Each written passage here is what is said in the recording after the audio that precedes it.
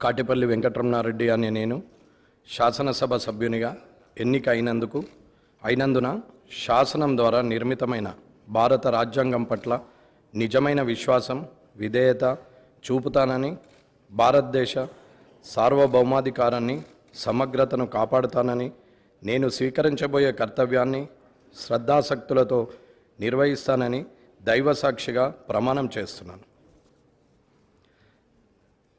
తెలంగాణ శాసనసభ సభ్యుడనైన కాటిపల్లి వెంకటరమణారెడ్డి అనే నేను సభా నియమాలకు కట్టుబడి ఉంటానని, వాటిని అనుసరిస్తానని, సభా మర్యాదలను పాటిస్తానని, సాంప్రదాయాలను గౌరవిస్తానని దైవసాక్షిగా ప్రమాణం చేస్తున్నాను.